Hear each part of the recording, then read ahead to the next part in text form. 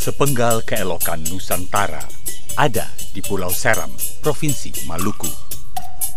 Alam nan indah permai, berbaur dengan kehidupan nan tenang dan damai, adalah pesona yang dimiliki Desa Sawai, destinasi yang layak dikunjungi, khususnya bagi anak bangsa yang mencintai bumi pertiwi.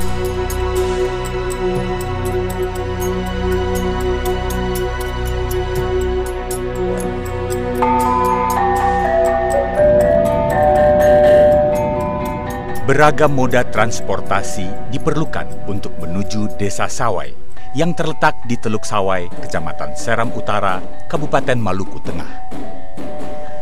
Perjalanan dari kota Ambon memerlukan kapal feri dari Pelabuhan Tulehu untuk menuju Pelabuhan Amahai di Pulau Seram. 5 jam perjalanan laut antar pulau dilanjutkan dengan perjalanan darat selama 3 jam, terbayarkan dengan melihat keindahan Desa Sawai yang sungguh memanjakan mata. Gradasi warna langit dan laut yang menyatu pada garis horizon, serta perbukitan rimbun menghijau, terhampar indah menakjubkan. Konon Desa Sawai adalah desa tertua di seluruh daratan Maluku. Didiami oleh penduduk beragam etnis, keturunan Papua, Maluku, dan juga Arab. Tak heran bila nuansa Islam cukup terasa di desa ini. Warga yang hidup rukun dalam kebinekaan dan suasana alam yang memukau merupakan bagian dari pesona Desa Sawai. Saat ini Sawai semakin terkenal baik secara lokal atau domestik maupun di mancanegara karena merupakan daerah wisata. Penduduknya yang ramah dan sopan serta pesona alamnya yang begitu memikat membuat negeri ini bagaikan surga kecil di bawah kaki Bukit Hatu Putih. Ditambah dengan air asin Nahu yang mengalir dengan tenang dan sejuk, membuat masyarakat menjadi tenang dan tenteram. Desa Sawai dihuni oleh sekitar 4.000 jiwa yang tinggal di atas lahan seluas 15 hektar. Sebagai masyarakat yang tinggal di tepi pantai, warga desa terbiasa mengonsumsi ikan laut.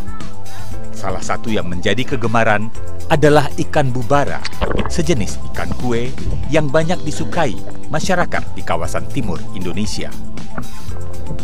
Tak heran jika ditemukan banyak keramba ikan bubara di tepi-tepi pantai Desa Sawai. Bila cuaca cerah pada musim tertentu, banyak warga, khususnya kaum ibu, menjemur ikan-ikan kecil sejenis ikan teri yang mereka sebut ikan puri.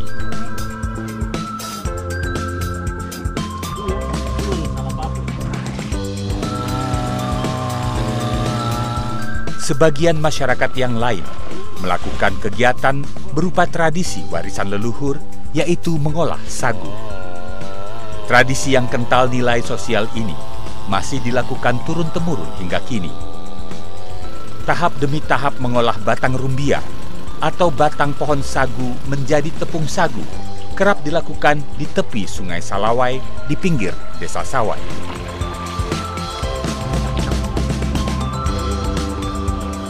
Membuat sagu yang dilakukan bergotong royong menjadi mata pencaharian sebagian warga Desa Sawai. Sagu yang dihasilkan juga dapat memenuhi kebutuhan warga di desa sekitar, bahkan dikirim ke kabupaten lain di luar Kabupaten Maluku Tengah. Iya, tradisi kelola sagu ini sudah turun-temurun dari nenek moyang kita. Iya. Dan rata-rata per hari itu kita bisa dapat 7 sampai 8 karung. Di 1 bulan itu bisa maksimal 200 karung. Dan kita suplai ke kampung-kampung tetangga, terus ke Kabupaten SBT sampai ke Saparua sana.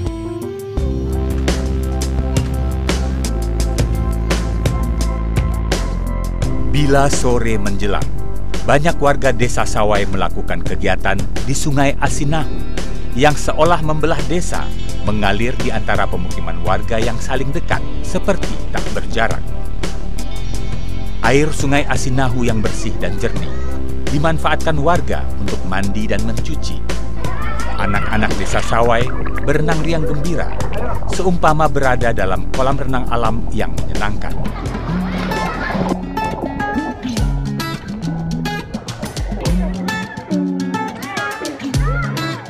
Sepanjang aliran sungai diberi dinding keramik agar dinding sungai tetap kokoh, bersih, dan indah. Sungai Asinahu yang berasal dari beberapa celah atau lubang air memiliki sebuah legenda tentang Kapitan Lesiain, nenek moyang warga desa Sawai. Ia mengkhawatirkan air yang mengalir tidak cukup saat menemukan mata air Asinahu. Namun sebuah peristiwa terjadi. Muncul sebuah suara gaib dari dalam lubang. Yang penting datang, yang penting banyak orang. Seketika mata air menjadi besar. Air yang mengalir menjadi deras dan banyak. Hingga kini, Sungai Asinahu menjadi satu-satunya sumber air tawar bagi masyarakat Sawai. Asinahu itu terdiri dari beberapa lubang ya.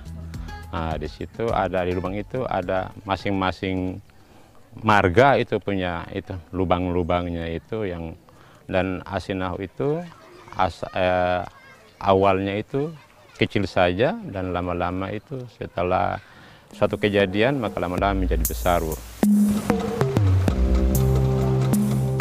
Seperti halnya masyarakat pesisir di seluruh Nusantara, mayoritas penduduk desa Sawai berprofesi sebagai nelayan yang menangkap ikan dan menebar jala di tengah laut.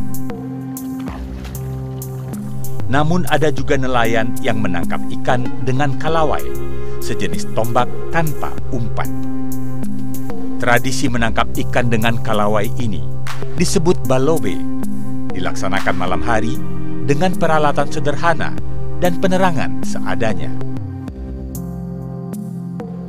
Waktu kita balobe pakai kalawai, terus kita tumbak ikan 2 hari sekali. Jam berapa tuh, Pak? Jam 8 sampai jam 3. Biasanya ikannya apa aja tuh, Pak? Ikan bubara sama sikuda sama garupa-garupa juga, ikan sama semanda.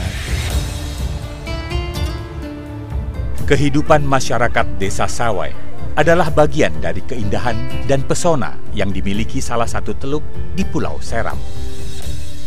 Popularitas Sawai yang terus bertumbuh berjalan paralel dengan berkembangnya sarana dan prasarana pariwisata yang dibangun tanpa menodai ekosistem Sawai nan alami.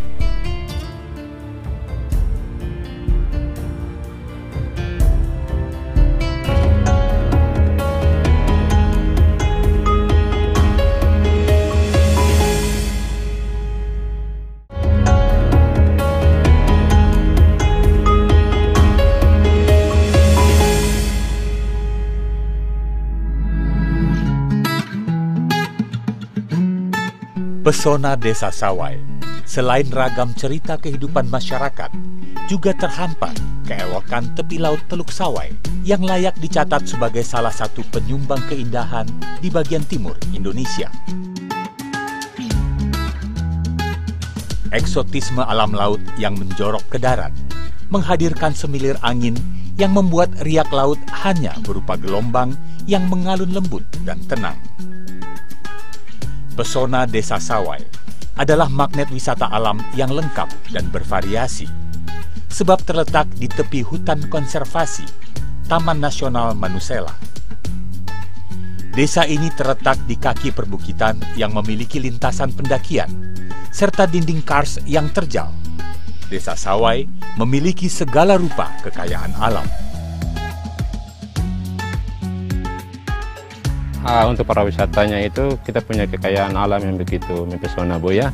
Jadi wisata itu kita punya ikon-ikon tertentu yang ada di negeri sini. Ada beberapa ikon, yaitu contohnya tebing atau hatupia atau tebing, juga di pulau, dan juga ada dari punya trekkingnya di hutannya, Bu.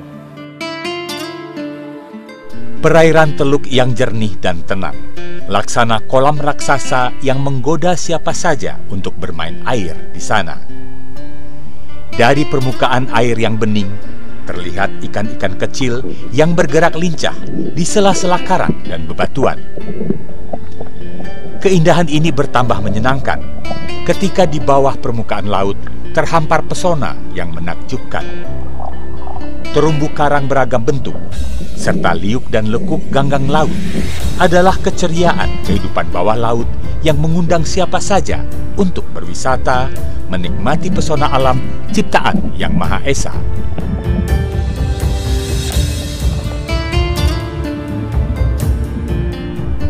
Tak sulit mendapatkan sarana wisata bagi pengunjung yang ingin bersantai dengan kerabat dan orang-orang tercinta. Di sini ada 26 kamar, alat snorkeling yang disediakan buat wisatawan, sama speedboat yang disediakan buat wisatawan ke tempat spot-spot tertentu yang diinginkan wisatawan seperti Tebing Batu, Ora Beach, Keramba Cinta, Pulau Manu, sama ada Sungai Salawai sama Kali Asinahu.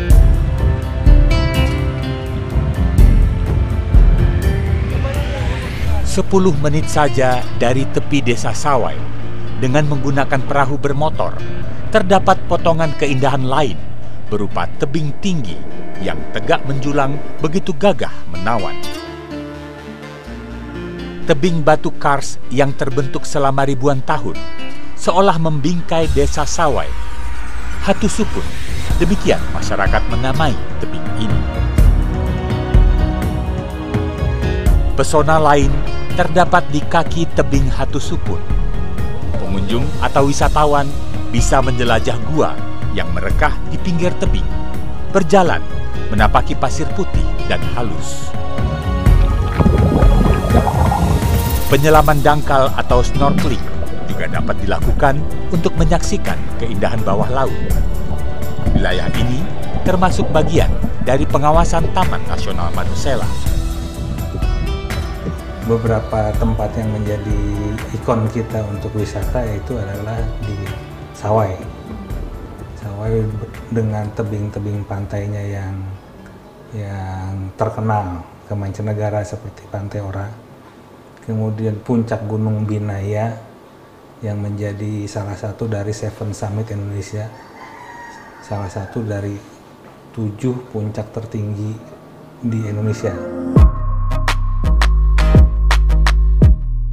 Tak jauh dari tebing kars Hatusupun, terdapat Keramba, tempat warga desa Sawai membudidayakan ikan bubara. Bentuknya menyerupai hati, sehingga kerap disebut Keramba Cinta.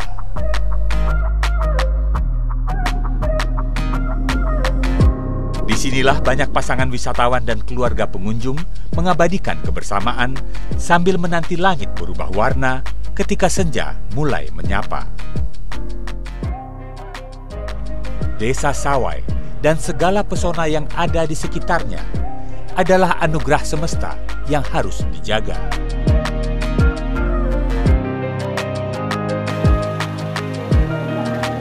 Keterbukaan masyarakat untuk menerima pendatang sebagai wisatawan berjalan seiring terbukanya pandangan dan pengetahuan terhadap upaya menjaga aset wisata yang berharga ini. Indikator keberhasilan sebuah destinasi wisata adalah kunjungan yang berulang, dan ini bisa terjadi jika lingkungan terjaga dan terawat, asri dan alami. Yang dikembangkan dari pariwisatanya, beta rasa dari pariwisatanya itu sudah punya banyak hal nih. Beta saya bisa bilang banyak yang harus dikembangkan sih. Itu kembali lagi ke teman-teman di sini, kira-kira apa yang mau mereka buat gitu. Tapi ya itu soal lingkungannya, soal permasalahan pengelolaan sampahnya, beta rasa itu yang harus diperhatikan sih, karena beta juga berkecimpung di dunia lingkungan, jadi beta harap ya pengelolaan sampah di sini lebih baik lagi gitu, karena itu yang menentukan wisatawan balik atau seng, kayaknya itu dari lingkungannya juga.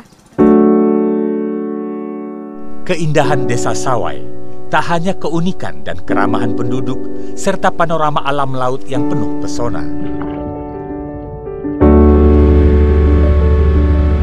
Keindahan desa Sawai dilengkapi oleh keberadaan Taman Nasional Manusela yang terjaga rimbun dan hijau, tempat berkembangnya flora dan bersemayamnya aneka fauna. Kehadiran Taman Nasional yang bersisian dengan Desa Sawai tercipta untuk dukung-mendukung, menambah kekaguman pada kekayaan alam Nusantara.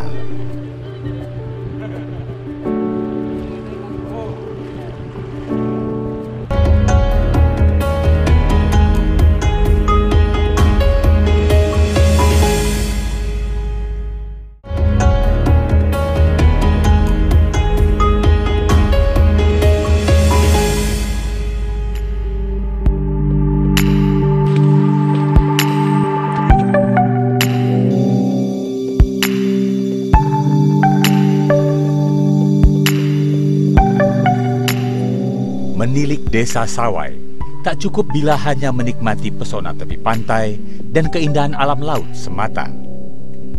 Berkunjung ke Desa Sawai akan terasa lebih lengkap bila singgah ke Taman Nasional Manusela di sisi batas desa menuju ke wilayah perbukitan.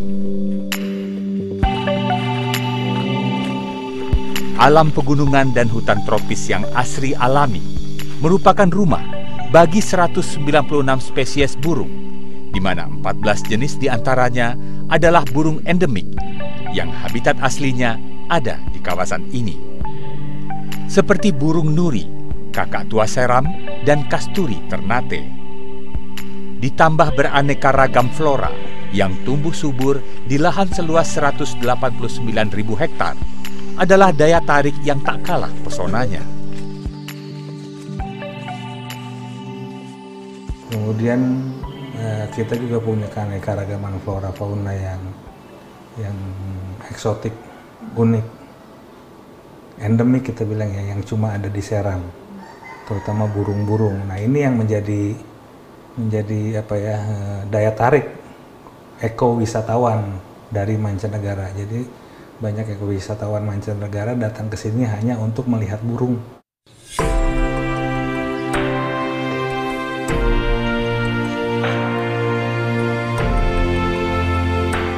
Setelah mendaftar dan memenuhi persyaratan sesuai ketentuan pengelola Taman Nasional, pengunjung bisa menaiki rumah pohon yang kerap disebut platform oleh penduduk lokal.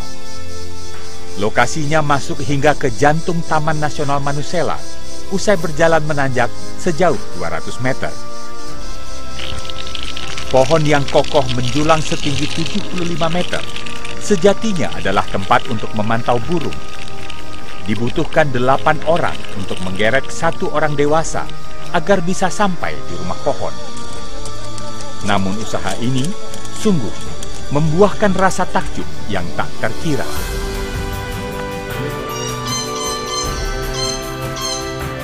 Di saat mata terpukau oleh pemandangan alam yang luar biasa, sesekali telinga pun menangkap suara kicauan burung di kejauhan. Tak jarang burung-burung langka melintas, mengepakkan sayapnya sekedar mengusik kesyahduan, menikmati keindahan panorama yang terbentang seluas pandangan mata.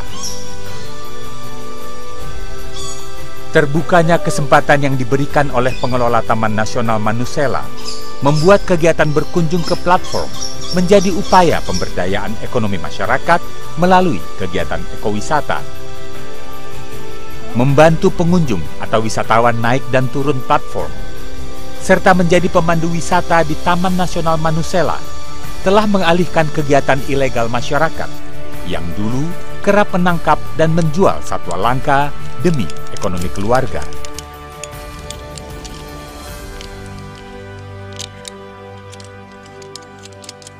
Jadi dengan adanya platform ini, banyak masyarakat juga terlibat di dalam. Karena untuk 1 orang dia mau naik ke platform, dia butuh kurang lebih itu 8 sampai 10 orang. Kalau ada yang tamu yang mau naik ke platform di atas 4 sampai 5 orang, kita bisa pakai dari ambil tenaga untuk tarik dari masyarakat itu sampai 15 orang. Jadi untuk plafon ini dia sangat-sangat penting sekali juga bagi ekonomi masyarakat. Di salah satu sisi kawasan Taman Nasional Manusela, terdapat area khusus untuk rehabilitasi burung-burung endemik. Beberapa jenis burung seperti kakak tua jambul kuning, kakak tua jambul oranye, nuri bayan, dan nuri kepala hitam menjalani karantina sebelum dilepas liarkan kembali.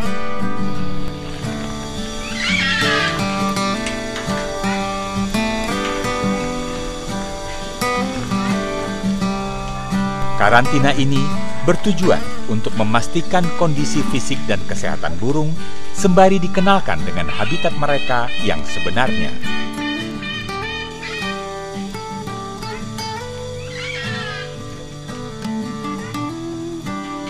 Yang burung-burung di sini kita rehab itu ada yang dari BKSDA, burung sitaan yang dibawa oleh BKSDA sama Taman Nasional Manusela dibawa untuk kita rehab di sini. Dan ada juga yang penyerahan dari masyarakat. Pusat Rehabilitasi Satwa di Taman Nasional Manusela adalah sebuah tempat yang memungkinkan wisatawan melihat keindahan burung-burung endemik dari dekat. Keberadaannya melengkapi pesona dan keindahan yang ada di Desa Sawai, di Pulau Seram, Maluku Tengah.